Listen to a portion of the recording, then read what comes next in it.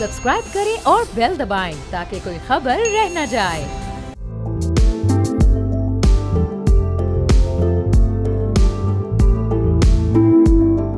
अस्सलाम वालेकुम, मैं हूं अरबाब जहांगीर। आप देख रहे हैं प्रोग्राम बेवफा। के इलेक्ट्रिक बद इंतजामी, नाअहली और नाकामी की जीती जागती मिसाल बनता जा रहा है। के इलेक्ट्रिक इंतजामिया जो कराची वालों को तो बिजली की फरामी में मुकम्मल नाकाम दिखाई दे रही है, इस सख्त गर्मी के मौसम में भी शहरियों को 12 से 15 घंटे की लोड शेडिंग का सामना है। वो नाअहल इंतजामिया लोगों को बिजली फराम नहीं कर पा रही, लेकिन इन्हीं शहरियों से इजाफी बिल लेने पर बज़िद है।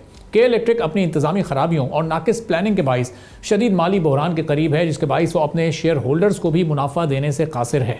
इस माली नुकसान के अजाले के लिए के इलेक्ट्रिक ने नेपरा से रिटेल मार्जिन में 1.5% इजाफे की दरख्वास्त की थी, जिसे नेपरा ने मुस्तरद करते हुए रिटेल मार्जिन के लिए 0.8% की शरह तय की है। इसके अलावा के इलेक्ट्रिक की इंतजामिया ये भी चाहती थी कि सार्फिन से बिजली के बिलों की वसूली की मद में होने वाले नुकसान को भी नेपरा 1.5% तक महदूद कर दे।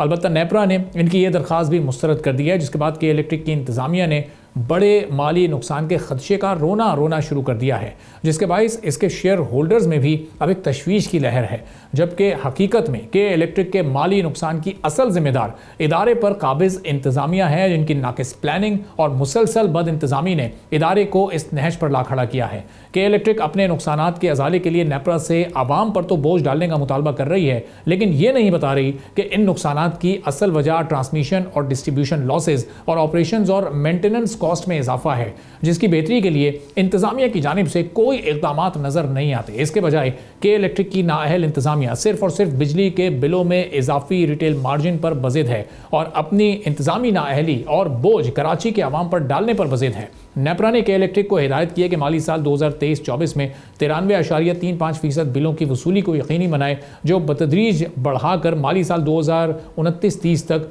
96.5% की सतह तक पहुंचाई जाए। नेपरा ने माली साल 2023-24 के लिए के इलेक्ट्रिक का औसत टैरिफ 39.97 रुपये फ़ी यूनिट मुकर्रर किया है, जिसमें बिजली खरीदने की लागत 31.96 रुपये, तरसील की लागत 2.86 रुपये, तकसीम की लागत 3.31 रुपये और सप्लाई मार्जिन 2.28 रुपये शामिल है। ये टैरिफ तकरीबन आधी बिजली नेशनल ग्रिड से हासिल करने की बुनियाद पर तय किया गया है, वरना के इलेक्ट्रिक का बुनियादी टैरिफ कहीं ज़्यादा होता।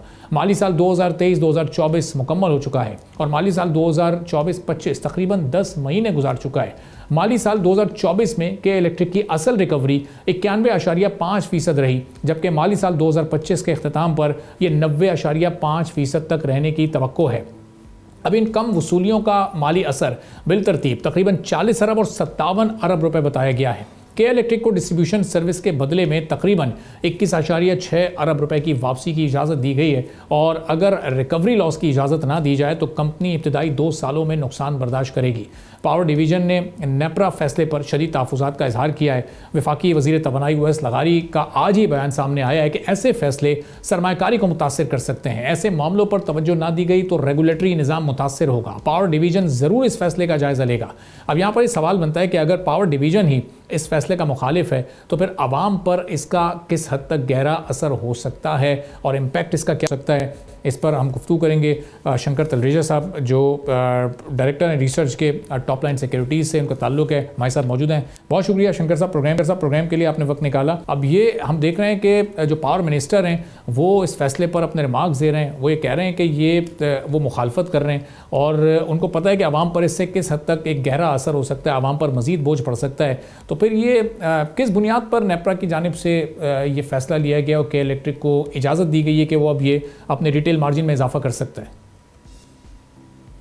Thank you so much. सबसे पहले तो बहुत बहुत शुक्रिया मुझे अपने प्रोग्राम पे बुलाने के लिए।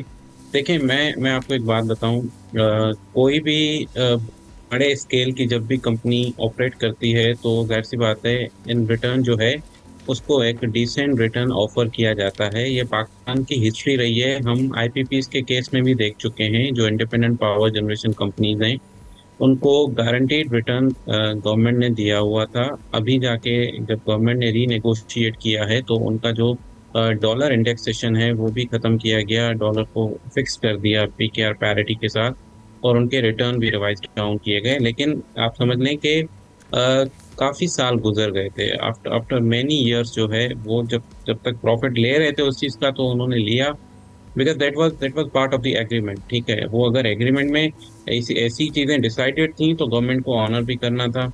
But at one point in time जब फील हुआ कि अब मजीद जो है, अगर इसको नहीं रोका गया, जिस हिसाब से हमारी करेंसी डीवैल्यू हो रही थी, जिस हिसाब से कैपेसिटी पेमेंट्स जो है आईपीपीस की बढ़ रही थी, तो कहीं ना कहीं तो गवर्नमेंट को इंटरवेंशन करनी थी।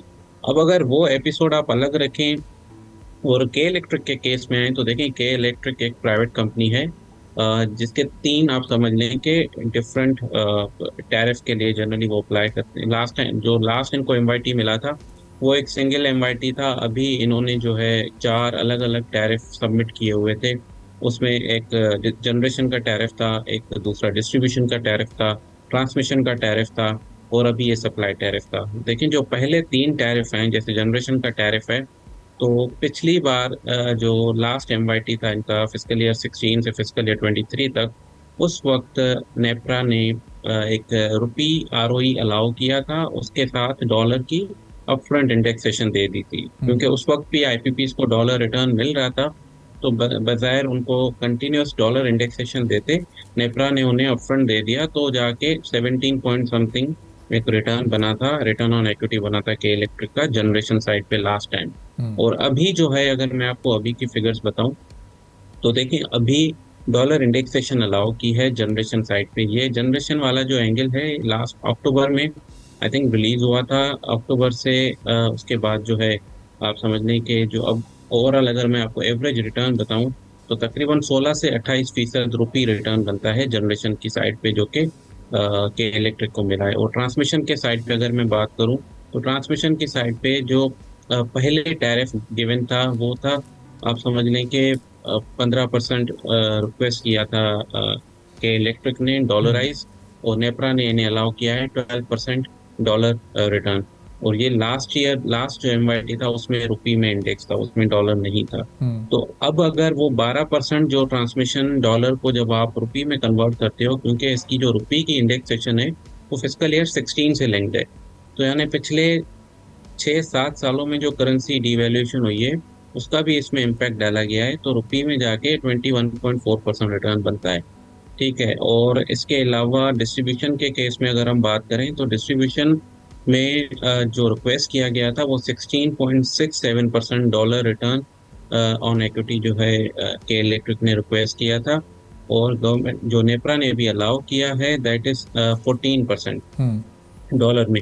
और लास्ट ईयर जो है, जो पिछला एमवाईटी था उसमें 16.67% रुपी में था। आज अगर आप 14% डॉलर रिटर्न को रुपी में कन्वर्ट करते हो तो ये जाके बनता है 25.6%। तो बजाय रिटर्न जो है हायर साइड पे है, आप ये कह सकते हैं, जो पिछला एमवाईटी था उसके कंपैरिजन में। तो इसका जाहिर सी बात है एक एडिशनल जो अमाउंट होगा वो कंज्यूमर को बियर करना पड़ेगा। तो शंकर साहब, इसका मतलब ये कि के इलेक्ट्रिक जब भी रिक्वेस्ट कर रहा है ये इसमें इंक्रीज़ करने की, तो हमेशा उसको अकोमोडेट किया जा रहा है नेपरा की तरफ से भी, लेकिन ये जो ऑपरेशंस या मेंटेनेंस के जो कॉस्ट बढ़ रही है, और वो ज़ाहिर है इनकी इंतज़ामी नाअहली की वजह से बढ़ रही है, चूँकि इन्होंने अपग्रेड नहीं किया अपने सिस्टम्स को, फिर इनकी जो रिकवरीज़ हैं वो अपनी टारगेट्स को मीट अप नहीं कर पा रही हैं, तो ये उसका भी बोझ आवाम पर डाल रहे हैं। तो ये सारे फैक्ट्स चेक नहीं किए जाते, ये सारी चीज़ें नहीं मलूज़ खातिर रखी जाती किसी भी रिक्वेस्ट को अकोमोडेट करने के लिए।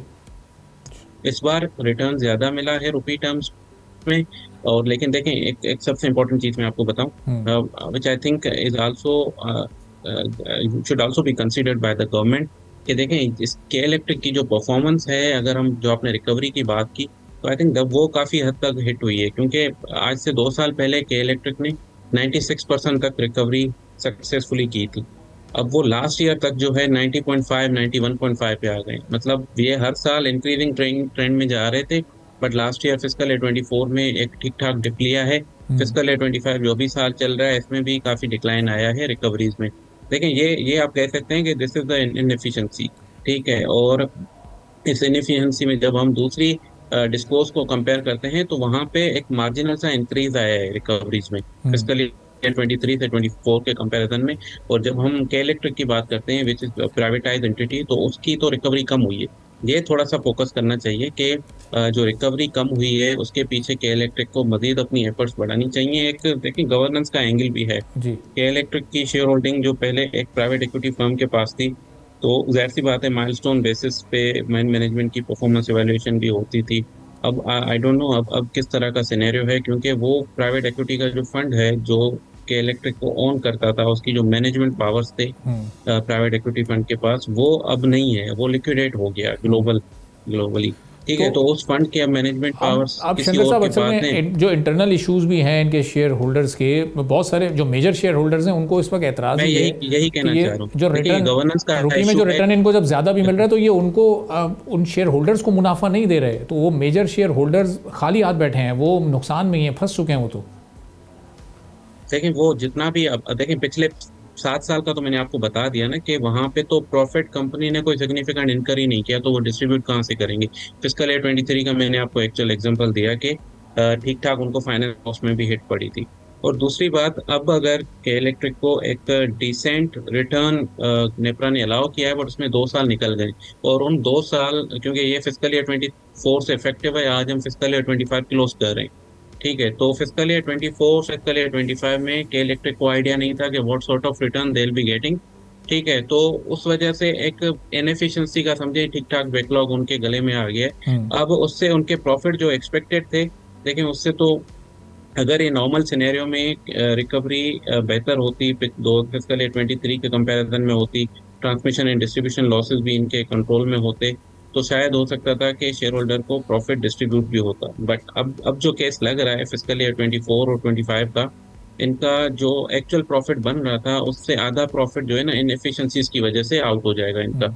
अब देखें रिकवरी का मैं आपको एक एग्जांपल दूं, जो आपने भी बताया 92.8% के इलेक्ट्रिक ने प्रपोज किया था खुद कि हम 92.8% रिकवरी करके दिखाएंगे, और फिस्कल ईयर 25 में कहा था 93.2% करके दिखाएंगे। तो एक जो खुद बेंचमार्क सेट किया है उसको भी इन लोगों ने अचीव नहीं किया। 91.5% एक्चुअल में रिकवरी की है फिस्कल ईयर 24 में, और 90.5% इस फिर फर्दर डिक्लाइन है। तो आप शंकर साहब ये जो इनएफिशिएंसी है या ये इनकी कैपेबिलिटीज़ उस हद तक नहीं है कि जो अपना टारगेट रख रहे हैं उसको मीट कर सकें, अब इसका बोझ आवाम पर क्यों डालने की कोशिश की जा रही है? कोशिश भी क्या, दरख्वास्त देते हैं वो 1.5% की दरख्वास्त देते हैं, वो 0.8% की मंजूर हो जाती है, तो आवाम पर तो वो बोझ डल ही जाता है ना।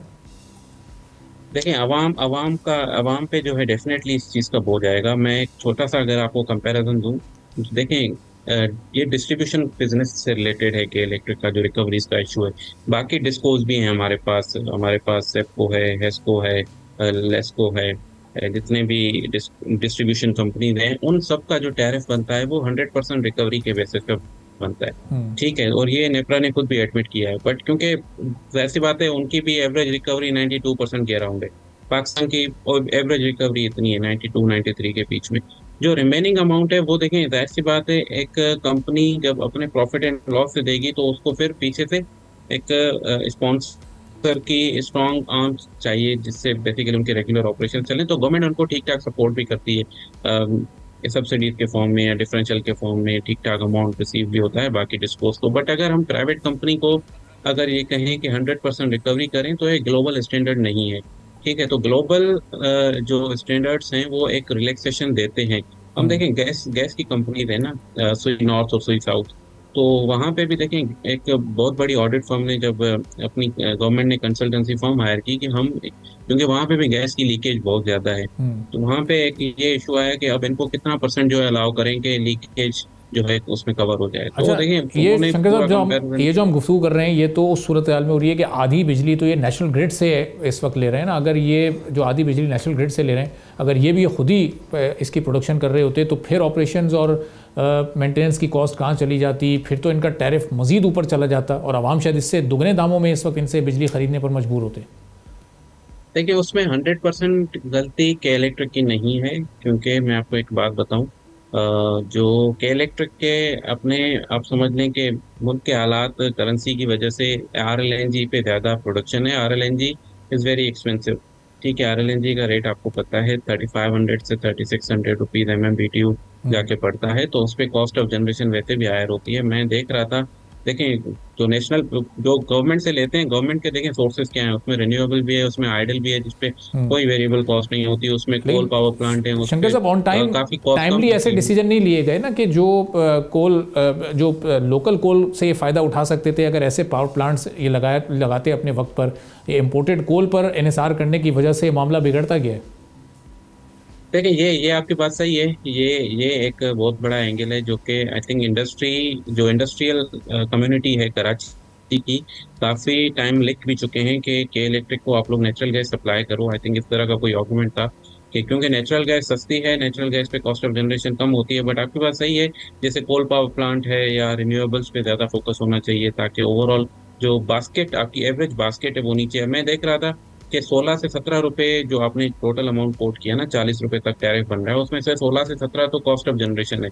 और आप जब पूरे पाकिस्तान की देखोगे ना, तो वो 9-10 रुपए से ज्यादा नहीं है। ये पहले तो 5-6 रुपए होती थी, क्योंकि हाइडल वगैरह पे कोई कॉस्ट नहीं होती, ठीक है। और जब 6-7 रुपए तो आपके डायरेक्टली यहाँ पे इंक्रीज हो जाते हैं करके इलेक्ट्रिक के केस में। तो इनएफिशिएंसीज हैं, देखें रिकवरी के पॉइंट ऑफ व्यू से भी अंडर परफॉर्म किया है कंपनी ने, और ट्रांसमिशन एंड डिस्ट्रीब्यूशन लॉसेस के भी पॉइंट ऑफ व्यू से अंडर परफॉर्म किया है। और जाहिर सी बात है, जब कॉस्ट ऑफ जनरेशन की हम बात करते हैं तो कुछ फैक्टर्स ऐसे हैं जो उनके हाथ में है, कुछ फैक्टर्स ऐसे हैं जो उनके हाथ में नहीं है, ठीक है। तो आई थिंक आगे के जो उनके प्लान्स हैं, जो इन्होंने इन्वेस्टमेंट प्लान सबमिट किए हुए हैं, आई थिंक फिर वहाँ पे जाके इनको टेकअप करना चाहिए कि गोइंग फॉरवर्ड अगर ये कुछ ऐसे स्टेप लेंगे जिसमें रिन्यूएबल्स पे ज़्यादा फोकस होगा, तो वेटेड एवरेज जो कॉस्ट ऑफ जनरेशन है वो कम हो जाएगी। ठीक है और ये देखें, इस टैरिफ पे आप एक बहुत इंपॉर्टेंट चीज़ आपको बताऊं कि जी। इसके अंदर एक पब्लिक ओपिनियन का प्रोसीजर भी होता है, और एक हियरिंग कॉल होती है जिसमें आप लोग पार्टिसिपेट करके या पब्लिक पार्टिसिपेट करके अपने कमेंट भी दे सकते हैं। And the good part is के मिनिस्ट्री ऑफ एनर्जी ने भी काफी हद तक कमेंट्स दिए थे अपने, डिस्ट्रीब्यूशन के केस में भी, ट्रांसमिशन के केस में भी। एंड मिनिस्ट्री ऑफ एनर्जी ने अपोज भी किया था डॉलराइज टैरिफ को, कि सिग्निफिकेंटली हायर है डॉलराइज टैरिफ। और पाकिस्तान का जो डॉलर बाउंड है, आई थिंक इस तरह की कोई कंपैरिजन भी की थी कि वहां से भी हायर है। तो आई थिंक हर एंगल पे कहीं ना कहीं इस पे तो ऑब्जेक्शंस शंकर साहब, रेज ये की गई थी इस तरह की जो हेयरिंग्स हुई हैं उसमें भी के इलेक्ट्रिक की इनएफिशिएंसीज कई बार रिपोर्ट भी हुई हैं, सामने भी आई हैं। हम फैक्चुअल बात करें तो उससे भी ये चीज़ें साबित हो रही हैं, लेकिन अपना हाउस इन ऑर्डर करने की कोशिश तो नज़र नहीं आ रही ना वहाँ पर। आई थिंक अब तो करना पड़ेगा उनको, क्योंकि अब तो देखें, एक रेगुलेटर के पॉइंट ऑफ व्यू से भी आप सोचें ना कि एक आपको एक पिटीशन अगर दी गई है और आप 2 साल अगर बैठे हुए हैं उस पे, आपने कोई डिसीजन अनाउंस नहीं किया, जब तक आप किसी को एक बेंचमार्क नहीं दोगे, तो देखिए सिर्फ कैलेक्टर पे डालने से बेहतर है कि थोड़ा सा रेगुलेटर को भी प्रोएक्टिवली इस चीज को पब्लिकली अनाउंस करना चाहिए और टाइमली अनाउंस करना चाहिए कि आपको मिसाल 100 में से 90 मार्क्स लेने, ठीक है। तो वो फिर जाके एक बच्चा पढ़ाई करेगा ना अपनी, कि उस लेवल पर जो मेहनत करनी है। जब आपके आउटकम्स ही आपको नहीं पता कि आपको अचीव क्या करना है, और मैंने आपको बताया ना, देखिए गवर्नेंस के भी इश्यूज हैं, शेयर होल्डर्स के आपस में डिस्प्यूट चल रहे हैं कंट्रोल से रिलेटेड। तो देखिए अब वो ऑपरेशनल जो चीजें हैं अब जाके मेरा ख्याल है हाईलाइट होंगी कि अगर हमारा इतना मुनाफा बन रहा है, नेपरा ने इतना अच्छा अगर टैरिफ हमें दिया है, फिर भी हम अगर शेयर होल्डर को नहीं दे रहे, तो वहां पे क्लियरली एक पॉइंट आ जाएगी इनएफिशिएंसी की कि हमने रिकवरी क्यों नहीं की। सही, ठीक है, या रिकवरी क्योंकि अब देखें आप शंकर साहब, इस मामले की संजीदगी अब ये सिर्फ आवाम तक नहीं रहा, बल्कि जब ये सेनेट की स्टैंडिंग कमेटी का इजलास हुआ इंडस्ट्रीज और प्रोडक्शन की, तो उसमें के इलेक्ट्रिक के CEO मोनिस अलवी को वहाँ से निकाल दिया गया। बड़ी गर्मा गर्मी हुई, उन्हें तलब किया गया था वहाँ सवाल और जवाब के लिए, लेकिन वहाँ हमने मनाजिर देखे किस तरह वहाँ पर उस कमेटी के रूम से उनको निकाला गया। तो इससे भी इस मामले की अब संगीनी और संजीदगी का एहसास होता है। बिल्कुल सही कह रहे हैं आप। तो देखें, मैं अगेन यही कहूंगा कि देखें, रिटर्न एक हद तक लेना, अच्छा रिटर्न लेना एक बिजनेस का रूल होना चाहिए, जिससे आपकी, देखें अब एक बात है, आप अब कंपनीज को प्राइवेटाइज करने जा रहे हो, डिस्कोर्स को, ठीक है। तो कोई भी ऐसा प्रेसिडेंट सेट नहीं करना चाहिए गवर्नमेंट को कि जिससे ये एक मैसेज जाए कि हम एक सफिशिएंट रिटर्न की बात ही नहीं कर रहे, तो डिस्कोर्स की प्राइवेटाइजेशन में आगे चल के इशू नहीं होना चाहिए, ठीक है। But at the same time company को अपने लेवल पे भी जो इनएफिशिएंसीज हैं उसको एड्रेस करना चाहिए। And you have rightly pointed out कि जो ट्रांसमिशन एंड डिस्ट्रीब्यूशन के एक्सेसिव लॉसेज हैं, देखें इनके 16% है और नेपरा के अलाउड 14.8% है। हर एक पर्सन 5-6 अरब रुपए का लॉस कंट्रीब्यूट करता है। तो वहां पे भी इनको हिट आ रही है प्रॉफिट में, जो इनको एक रिटर्न दिया जा रहा है, उनको फिर वहां से समझ लें कि इनएफिशिएंसी की वजह से वो पैसे जा रहे हैं। तो फिर दूसरा रिकवरी लॉसेस में भी अगर 300 बेसिस पॉइंट्स तक का डिफरेंस है जो नेपरा ने अलाउ किया है और जो एक्चुअल रिकवरी है, 15-16 अरब रुपए तो यहाँ पे हिट पड़ रही है कंपनी को, खुद कंपनी को भी हिट पड़ रही है इस चीज़ की। एंड आई थिंक रेगुलेटर ने अलाउ किया है, बट कंपनी खुद भी जो है काफ़ी इनएफिशिएंसी प्रोजेक्ट कर रही है यहाँ पे। ठीक है, बहुत बहुत शुक्रिया। शंकर तलरेजा साहब हमारे साथ मौजूद थे, जो टॉप लाइन सिक्योरिटीज़ के डायरेक्टर रिसर्च हैं। गुफ्तगू आपने सुनी, एक ब्रेक लेते हैं, ब्रेक के बाद वापस आएंगे, एक और अहम मौजू पर बात करेंगे।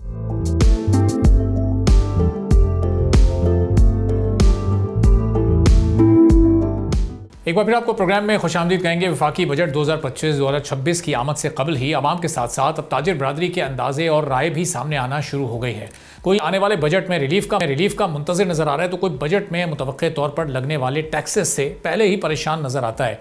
हुकूमती हल्के तो बजट पेश करने से पहले ही से आवाम दोस्त करार दे चुके हैं। ज़ाहिर है चूँकि हुकूमत ही बजट बनाती है, लेकिन साबिक़ वज़ीर ख़जाना और सेनेट की कायमा कमेटी बराए ख़जाना और महसूलात के चेयरमैन सेनेटर सलीम मांडवीवाला ने खबरदार किया है कि आइंदा वफाकी बजट आवाम पर ज़्यादा माली बोझ डालेगा। सेनेटर सलीम मांडवीवाला के मुताबिक नए बजट में आवाम को कोई ख़ास रिलीफ नहीं मिलने वाला, बल्कि मज़ीद लेवीज़ और टैक्सेस लगाकर बजट के खसारे पर काबू पाने की कोशिश की जाएगी। हुकूमत का मकसद पेट्रोलियम लेवी में इजाफा करके 700 अरब रुपए के रेवेन्यू शॉर्टफॉल को पूरा करना है। हुकूमत माली साल 2024-25 के लिए पेट्रोलियम लेवी की मद में 1.28 ट्रिलियन रुपए जमा करने का हदफ मुकर्रर कर चुकी है, जो पिछले साल से 47.4% ज़्यादा है। IMF की शराइत के मुताबिक 1 जुलाई से 5 रुपए फी लीटर कार्बन लेवी आयद किए जाने की भी तवक्को है। सेनेटर सलीम मांडवीवाला ने हुकूमत की ताजिर दोस्त पॉलिसी पर भी तनकीद करते हुए इस स्कीम को फरसूदा और 1960 का सेटअप करार दिया और कहा कि जदीद टेक्नोलॉजी की टैक्स रिफॉर्म्स करनी चाहिए। इस तरह के मुतालबात उनकी जानिब से सामने आए हैं। अब यहाँ पर एक सवाल है कि जब चेयरमैन कायमा कमेटी इस वक्त आने वाले बजट से मुतमईन नहीं, फिर आवाम या ताजिर कैसे मुतमईन हो सकते हैं, उनको कैसे रिलीफ दिया जा सकता है, ये सवाल हम लेकर जाएंगे शुजात फारूक साहब के सामने, जो चीफ ऑफ रिसर्च हैं पाइट के, हमारे साथ मौजूद हैं। शुजात साहब बहुत शुक्रिया प्रोग्राम के लिए, आपने वक्त निकाला। अब हम देख रहे हैं कि सेनेटर्स और कायमा कमेटी के चेयरमैन अब इस वक्त तशवीश का इजहार कर रहे हैं, तो हुकूमत कैसे मुतमईन कर पाएगी आवाम को या ताजरों को या बिजनेस कम्युनिटी को इस आने वाले बजट पर? बहुत शुक्रिया जी, थैंक यू जी। देखें, एक चैलेंज हमें समझना चाहिए कि हम 70 सालों में तकरीबन 25 दफ़ा IMF के पास गए हैं, और हमारा जो IMF का बर्डन है वो विद पैसेज ऑफ टाइम बढ़ा है। जितना मुशर्रफ रिजीम में हमने लोन लिया उससे डबल पीपल्स पार्टी ने लिया, उससे डबल PMLN ने लिया, उससे डबल PTI ने लिया। तो ये बर्डन इस लेवल पे चला गया है कि इस साल अगर आप अपना बजट देखें तो 18 ट्रिलियन में 10 ट्रिलियन हमारी इंटरेस्ट पेमेंट हैं। तो गवर्नमेंट की मजबूरी है कि अगर आप आज से 1 साल पहले की डिबेट सुने तो हम डिफ़ॉल्ट की बातें कर रहे थे, तो कुछ हार्ड मेजर गवर्नमेंट ने लिए हैं और हमें इस चीज़ को एक्नॉलेज करना होगा कि अब पाकिस्तान के अंदर वो डिफ़ॉल्ट की बातें नहीं हो रही, जो कि एक अच्छी चीज़ है। और कुछ अच्छी चीज़ें भी आपको मिलेंगी कि जिस तरीके से हमारी एक्सपोर्ट भी थोड़ी सी बढ़ी हैं, करंट अकाउंट डेफिसिट कम हुआ है, और ये सारे का सारा कुछ ना कुछ फिस्कल स्पेस क्रिएट हुई है। अब मैं आपके क्वेश्चन की तरफ आता हूँ कि देखें, गवर्नमेंट कह रही है कि हमने पेट्रोलियम के ऊपर लेवी टैक्सेस लगाना है, तो डेफिनेटली इसमें कोई शक नहीं कि पेट्रोलियम प्राइसेस बढ़ेंगी और इससे थोड़ी बहुत महंगाई पे भी इम्पैक्ट आएगा। तो मैं बिल्कुल आपसे एग्री करता हूँ कि हमें अब कुछ ऐसे मेजर्स लेने हैं कि जो महंगाई को कंट्रोल करें। एक तो पहले मैं आपको ये बताना चाहूँगा कि अगर हम कार्बन टैक्स लगा रहे हैं तो देखें, हमारा इन्वायरमेंटल इशू है इस वक्त पाकिस्तान में। हम दुनिया में सिर्फ 0.88% ग्रीन हाउस गैसेज इमिट करते हैं और हम दुनिया के 5 वल्नरेबल कंट्रीज़ में हैं। तो हमारे मुल्क में इन्वायरमेंटल डिग्रेडेशन तो बहुत हाई है। आप फ्लड्स को देख लें, ड्राउट को देखें, तो हमें सर्टन क्लाइमेट मेजर्स लेने हैं। तो मैं ये कहना चाह रहा हूँ कि अगर हम ये कार्बन टैक्स लगाना चाह रहे हैं तो हमें अपनी इलेक्ट्रिक व्हीकल पॉलिसी को बहुत फास्ट फुटिंग पे लेके आना है कि जहाँ पे हम अपनी मोटर बाइक्स को, हम अपनी कार्स को शिफ्ट करें टुवर्ड EV। और फिर ठीक है, मैं कहता हूँ कि जी कार्बन लेवी टैक्स भी लगा दें, और उसके पीछे हमारा ब्रॉडर मकसद ये होगा, टैक्सेस इकट्ठा करना नहीं है, बल्कि हमारा मकसद ये होना चाहिए कि हम अपने इन्वायरमेंटल चैलेंजेस को हल कर रहे हैं। अब दूसरी तरफ ये है कि ये भी मैं अर्ज़ करूँ कि पिछले एक साल में गवर्नमेंट ने बहुत टैक्सेस लगाए हैं। अगर आप टैक्स रेवेन्यूज को देखें तो 9.4 बिलियन से ट्रिलियन से हमारा टारगेट इस साल का तकरीबन 13 ट्रिलियन था। बड़ा एम्बिशियस टारगेट था। नॉन टैक्स रेवेन्यूज बहुत बड़े हैं, तकरीबन 70% बड़े हैं, जिसमें एक्साइज ड्यूटी है और ये लेवी भी उसी का पार्ट है।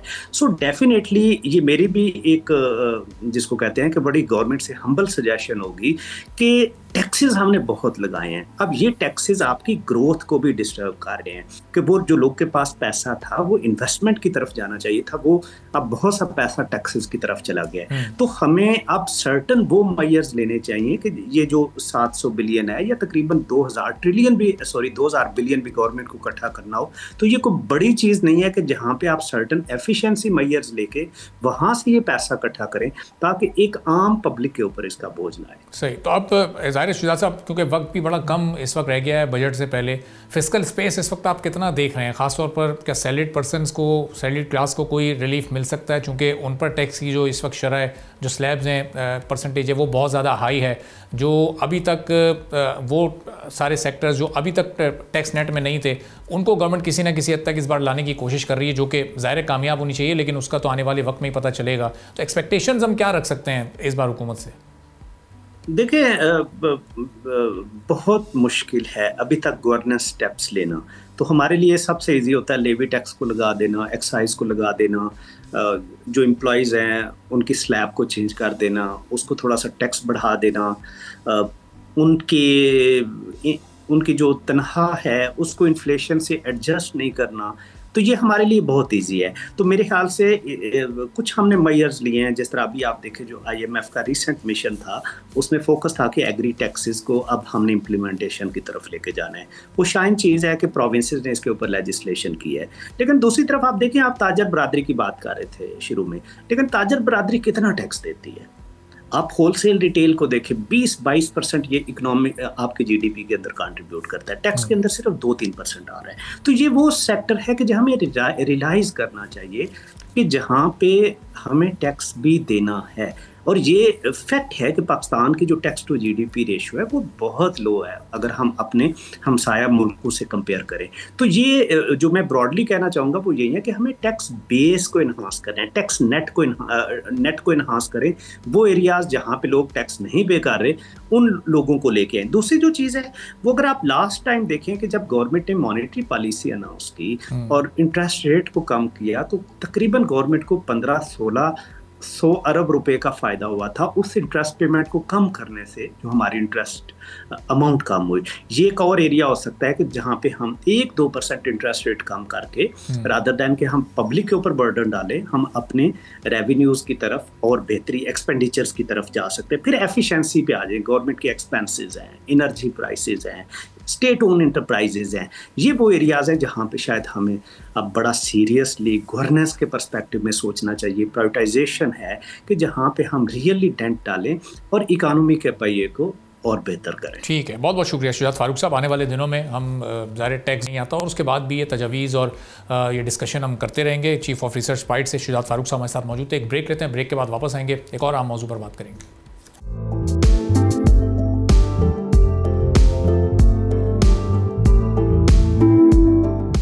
एक बार फिर आपको प्रोग्राम में खुशामदीद कहेंगे। ख़राब माशी हालात के बावजूद भी कर्ज लेना हर दौर में ही बुरा समझा जाता है, लेकिन बुरे माशी हालात के सबब 24 करोड़ से ज़ायद आबादी वाला मुल्क पाकिस्तान IMF से कर्ज लेने वाले टॉप 3 ममालिक में शामिल हो चुका है। एक रिपोर्ट के मुताबिक 2023 में पाकिस्तान का मजमूई बैरूनी कर्ज 1 खरब 30 अरब 85 करोड़ डॉलर हो गया है, जो मुल्क के एक्सपोर्ट का 352% और मजमूई कौमी आमदनी का 39% है। पाकिस्तान की मजमूई बैरूनी कर्जों की अदायगी कुल बरामदात का 43% और GNI का 5% है। तकरीबन 29 अरब डॉलर के कर्जों के साथ चीन पाकिस्तान का सबसे बड़ा कर्ज दहिंदा बन गया है। आलमी बैंक की रिपोर्ट है जिसमें लिखा है कि चीन का पाकिस्तान के कर्जों में सबसे बड़ा हिस्सा यानी 22% है, जो तकरीबन 28 अरब 70 करोड़ 86 लाख डॉलर बनता है। इसके बाद आलमी बैंक का 18% हिस्सा 23 अरब 55 करोड़ डॉलर और एशियाई तरक्याती बैंक का 15% हिस्सा 19 अरब 63 करोड़ डॉलर बनता है। सऊदी अरब पाकिस्तान का दूसरा सबसे बड़ा दो तरफा कर्ज दहिंदा है, जिसके कुल कर्जे का 7% या तकरीबन 9 अरब 16 करोड़ डॉलर है। चीन ने जून के आखिर तक पाकिस्तान को $3.7 अरब के मुसावी तिजारती कर्ज देने की यकीन दहानी कराई है। इसमें वो $2.4 अरब भी शामिल हैं जिनकी अदायगी अगले माह आ रही है, यानी अब यह कर्जा रोल ओवर हो जाएगा। Industrial and commercial bank of China ने 2 साल कबल फ्लोटिंग शरह सूद पर पाकिस्तान को कर्ज दिया था, जिसका मतलब यह था कि यह कर्ज तकरीबन 7.5% इंटरेस्ट रेट पर दिया गया था। इस रवा माह IMF की जानिब से $1 बिलियन की किस्त मिलने के बाद स्टेट बैंक के ज़खायर तकरीबन $11.4 बिलियन हो गए हैं। पाकिस्तान ने माली साल 2025 के 10 महीनों में $1.9 billion current account surplus record किया है। चीनी बैंक की जानिब से दिया जाने वाला कर्ज माली साल के अख्ताम तक स्टेट बैंक के ज़खायर को $13 बिलियन से $14 बिलियन तक बढ़ाने में मददगार तो साबित हो सकता है, लेकिन यहाँ पर अब सवाल यह है कि कर्ज का हुसूल तो बड़ा आसान है, लेकिन उसकी वापसी अब कैसे मुमकिन होगी। पाकिस्तान पर बोझ बढ़ता जा रहा है और हम ये देखते हैं कि मैक्रो इंडिकेटर्स इस वक्त जब पॉजिटिव हैं तो इन कर्जों की वापसी किस हद तक चैलेंजिंग है और कब तक इनमें कोई वाज़ेह कमी हम देख सकेंगे। इस पर हम गुफ्तगू करेंगे। सना तौफीक साहिबा हेड ऑफ रिसर्च हैं आरिफ हबीब सिक्योरिटीज़ की, हमारे साथ मौजूद हैं। बहुत शुक्रिया सना साहिबा, प्रोग्राम के लिए आपने वक्त निकाला। अब हम देख रहे हैं कि पाकिस्तान पर ये कर्जों का बोझ बढ़ता जा रहा है। इकोनॉमी को हम देखते हैं कि अब स्टेबल होने जा रही है, अब वो अपने ग्रोथ की तरफ जा रही है, बूम करने जा रही है, लेकिन जब ये कर्ज बढ़ते जाएंगे तो इकोनॉमी की स्टेबिलिटी कितनी देर बाद साबित हो सकेगी? जी, सबसे पहले तो बिल्कुल देखें, अगर हम 5 साल पहले जाएं तो वहाँ पे बात आना शुरू हो गई थी डिफ़ॉल्ट की। एक पॉइंट पे तो हमारे जो स्टेट बैंक के रिजर्व्स हैं तकरीबन $4 अरब के रह गए थे। वो उस सिचुएशन से फिर आज 11.4 पे आना, ऑल्दो ये बात अपनी जगह बिल्कुल, इसमें कोई दो राय नहीं है कि ये जो रिजर्व्स बिल्ट हुए हैं इसमें काफ़ी हद तक रोल जो है IMF प्रोग्राम का ही है। IMF प्रोग्राम हमने देखे, एक तो SBA प्रोग्राम होता है 3 अरब का, फिर उसके बाद एक 37 मंथ का हम प्रोग्राम देखते हैं लॉन्ग टर्म फैसिलिटी EFF के जो तहत हमने की है, और उसके अलावा अब जो हाल ही में हमने RSF फैसिलिटी भी की है। तो एक पॉइंट पे जहां हमारे पास रिजर्व्स बिल्कुल डिप्लीट हो चुके हुए थे और इतने भी नहीं थे कि हम 1 महीने की भी इंपोर्ट कर सकते थे, वहां से आज ये जो भी हमारे 11.4 के रिजर्व्स हैं, इसमें अगर काफ़ी हद तक जो रोल है डेफिनेटली इन सारे लोन्स का है जो हमने during the period of let's say 2 साल या 2.5 साल में देखे। तो उसके साथ ही इसकी ज़रूरत क्यों पड़ी? देखें, सबसे पहले तो एक बात जो हम कहते हैं कि we need to put our house in order, right? उसमें जो सबसे इम्पोर्टेंट चीज़ें, जो आपके की इकोनॉमिक इंडिकेटर्स हैं, वो अंडर प्रेशर थे। हमने देखा था कहाँ GDP हमारी जो एक वक्त पे हम 6% पे ग्रो करना स्टार्ट हो गए थे, ऑल्दो वो लेवल भी एक माहिरीन का यही कहना होता है कि सस्टेनेबल नहीं है, बट उसके बाद हमने देखा कि हम नेगेटिव ग्रोथ की तरफ गए। फिर जहां हमारा करंट अकाउंट हम देखते हैं तो तकरीबन 17 अरब का भी हमने रिकॉर्ड किया। फिर उसके बाद रिजर्व्स की पोजीशन हमारे सामने थी और यही चीज़ रिफ्लेक्ट आपकी रुपी पैरिटी में भी हो रही थी। तो जितने इंडिकेटर्स, और इन्फ्लेशन की अगर बात करें, 2 सालों में हमने कंसेक्यूटिव डबल डिजिट इन्फ्लेशन भी देखी है। सो ये सारे हालात जो हैं, जाहिर सी बात है, हम कहते हैं पाकिस्तान का जब भी सीरियस इशू जब उठता है वो उसी वक्त उठता है जब एक्सटर्नल अकाउंट प्रेशर आता है। तो उस सिचुएशन से निकलने के लिए ज़रूरी कि हमें एक बेल आउट प्रोग्राम मिले, और इसीलिए हमें IMF के पास जाना जो था वो उस पॉइंट इन टाइम पे सबसे ज़्यादा क्रूशल होता हुआ था। फास्ट फॉरवर्ड 2 साल बाद अब की जो सिचुएशन है, अब ऑल्दो हमारे रिजर्व्स बिल्ड तो, एंड इसमें डेफिनेटली कहीं ना कहीं सिर्फ लोन्स का नहीं, हमने जो देखा इस साल, जिस अभी आपने मेंशन किया कि हमने करंट अकाउंट सरप्लस भी रिकॉर्ड किया है। अब उसके पीछे क्या वजूहात थी? डेफिनेटली कहीं ना कहीं एक ये भी है कि हाई इंटरेस्ट रेट्स की वजह से ओवरऑल डिमांड जो है वो कम हुई भी है इकोनॉमी में। फिर उसके बाद जो है डेफिनेटली एडमिनिस्ट्रेटिव मेजर्स भी हमने देखे, और दूसरी ये चीज़ भी कि कहीं ना कहीं ग्लोबल भी फैक्टर इसमें जो है, जियोपॉलिटिकल सिचुएशन जिस तरह चल रही थी उसका भी इसमें जो है डेफिनेटली कहीं ना कहीं ट्रांसलेट करता है ओवरऑल जो सिचुएशन है। बट इसके अलावा हमने ये भी देखा कि स्टेट बैंक ने ड्यूरिंग दिस पीरियड, इस फिस्कल ईयर में, मार्केट में इंटरवीन करके जो है अपने रिजर्व्स भी बिल्ड किए हैं। तो सपोर्ट मिलती है आपको करंट अकाउंट सरप्लस से। डेफिनेटली रेमिटेंसेस मेंशन करना यहाँ बहुत जरूरी है। सना साहब, जिसमें हमने देखा पिछले जो भी 2 साल 3 साल बड़े चैलेंजेस में गुजरे, तो उस दौरान हमेशा सऊदी अरब ने, चाइना ने, यूएई ने अपने कर्जों को रोल ओवर किया और पाकिस्तान की इकोनॉमी को आगे बढ़ने का मौका मिला। ये रोल ओवर्स पर हम कब तक चलते रहेंगे, कब तक हमारा इन्हिसार इन्हीं पर रहेगा? ये हम कर्जा वापस करने वाले मोड में कब शिफ्ट हो सकेंगे कि इन ममालिक को हम आहिस्ता आहिस्ता पेमेंट्स ऐसे करें कि ज़रा बोझ भी हमारी इकोनॉमी पर कम हो सके? जी बिल्कुल, देखें बात वही है आपकी, बिल्कुल बजाय ये बात कि हम कब तक रोल ओवर्स पे रहेंगे। एक अंदाजे के मुताबिक जो हमारा 1 साल का एक्सटर्नल डेट प्रीपेमेंट होती है उसका तकरीबन आधा हिस्सा जो है वो रोल ओवर का ही, उसी पे हम डिपेंडेंट होते हैं। और हर साल के शुरू में यही बहस आती है कि 8 से 10 अरब जो हमें रोल ओवर करने हैं, अब क्या होगा। देखिए सबसे पहले I think short term solution इसका यही है कि आप जो अपने क्रेडिटर्स हैं उनके साथ ये मुज़ाकरात करें, निगोशिएट करें कि जो एक साल पे रोल ओवर हो रहे हैं, सबसे पहले तो ये टाइम पीरियड जो है ये एक्सटेंड किया जाना चाहिए। ये शॉर्ट टर्म सोल्यूशन है। आपके साथ जो 1 साल बाद फिर उसी सिचुएशन में आके हम जो खड़े हो जाते हैं, 3 साल 5 साल इस पे जो है डेफिनेटली स्प्रेड किया जाना चाहिए। वही बात है, कहना आसान है, अगर वो ममालिक जो हैं हमें फेवर करते तो डेफिनेटली उनके बाकी जो दीगर ममालिक हैं वो भी सामने आ जाएंगे, कहेंगे हमारा भी ये टाइम पीरियड बढ़ाया जाए। बट देन आई थिंक हमारी जो एक हमें एज मिलता है वो उस रिलेशनशिप पे मिलता है जिसे हम कहते हैं ये हमारे फ्रेंडली कंट्रीज हैं, ब्रदरली कंट्रीज हैं। सो कहीं ना कहीं हमें एक एज तो जरूर मिलता है। अब बात बचती है लॉन्ग टर्म। लॉन्ग टर्म में जो है सोल्यूशन सिर्फ रोल ओवर नहीं है, आप वाली बात कि इसकी रीपेमेंट अब करनी चाहिए। डेट स्टॉक आपका दिसंबर एंड तक जो है तकरीबन $101 बिलियन पे आके खड़ा हो गया है। तो मार्च की फिगर 130 अरब की बनती है टोटल डेट की, जिसमें पब्लिक और प्राइवेट इंक्लूडेड है। सो बात ये आती आफ्टर ऑल ये जो स्टॉक ऑफ डेट है ये कैसे कम होगा? इसका हल सिर्फ इसमें है कि आपकी जो स्ट्रक्चरल रिफॉर्म्स हैं, जो इकोनॉमी को ज़रूरत है जिनकी, जिसमें सबसे इम्पोर्टेंट है कि आपको अपने इनफ्लोज जो हैं वो बढ़ाने हैं। और इनफ्लोज के ज़राए जो हैं उनमें सबसे जो इम्पोर्टेंट है वो एक्सपोर्ट आता है, उसके साथ फिर आपका FDI आता है। रेमिटेंसेस तो अपनी जगह हैं और हम देख रहे हैं कि 38 बिलियन इस साल भी एक्सपेक्टेड है हमें रिसीव हो जाएंगे। बट जो सबसे लॉन्ग टर्म सोल्यूशन होता है वो यही 2 होते हैं कि आप अपने एक्सपोर्ट से जो है वो डॉलर्स लाएं मुल्क में और फॉरेन करेंसी लाएं, और इसके साथ जो फॉरेन इन्वेस्टमेंट है वो लाई जाए। ठीक है, बहुत बहुत शुक्रिया। सना तौफीक साहब, head of research Arif Habib limited मौजूद थे। गुफ्तगू आपने देखी। इसी के साथ नाज़रीन आज के प्रोग्राम से इजाज़त दीजिए। अल्लाह हाफ़िज़।